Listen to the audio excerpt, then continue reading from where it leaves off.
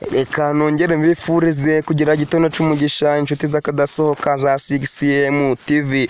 Breaking news ku ikipe ya PRFC rero official akaba bamaze gusohoka abakinnyi 11 bidahindutse ndasubirwaho bashobora gusohoka mu ikipe ya PRFC. Ikipe ya PRFC rero mahashize iminsi iri gushakisha ba rutahizamu mu gihugu cyo hanze rero official akaba bamaze gutangaza abakinnyi 11 ndasubirwaho bagomba gusohoka mu ikipe ya PRFC.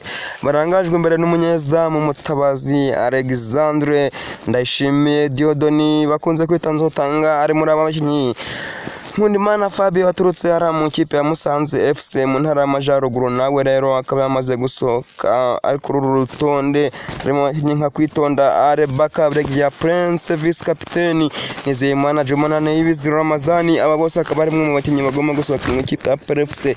Harimo abakinnyi rwa Buhiheme Placide Sengiyumva Parufe Manishimwe Jaber capitaine Elimandadari. Rutahizamu waba bakinnyi ni Mugunga Yves nawe akaba ari mu bakinnyi bagomba gusohoka mu ikipe ya APR FC. Abakinnyi 11 rero mumaze kumva ni bakinnyi official ku rubuga rwa PRFC rwa Twitter bamaze kubatangaza ko nasubirwaho bagomba kuba basohoka mu ikipe ya PRFC nyuma yuko abatoza b'ikipe ya PRFC bagomba gusesekara hano mu Rwanda, dore ko igihe kitaramenyekana basesekara mu Rwanda ariko bitagomba kurenza iminsi 2 cyangwa umunsi umwe.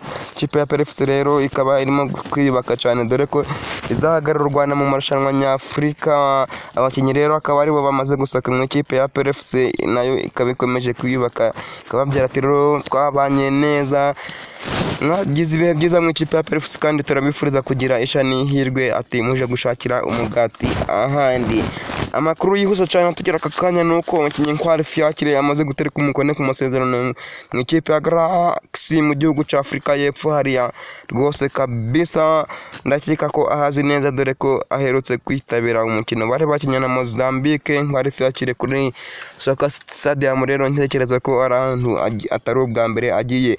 Bakaba bamaze kumujenyeza miliyoni 40 rero Nkwari Fiacre bakaba zikinyiriye dore ko yari free agent cyangwa se yari yigurishaga nta masezerano ye yararangiye mu ikipe ya Kigali.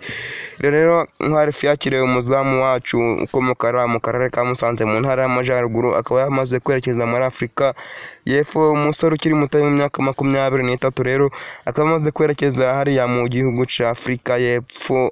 Yo mwene wabo Kwizera Olivier yahoze akina mu ikipe ya African Stars rero akaba nawe yamaze kugera ikirenge muce akaba yerekejeyo. Reka tubashimire tubibutsa gukora subscribe kugira ngo ubone breaking news nuko ukora subscribe ukadufollowinga neza cyane ngatanuko kandi igitekerezo nyunganizi cyangwa se ikibazo byo byose watwandikira nta kibazo ndetse ugakora na sharing ukadusangiza n'abandi.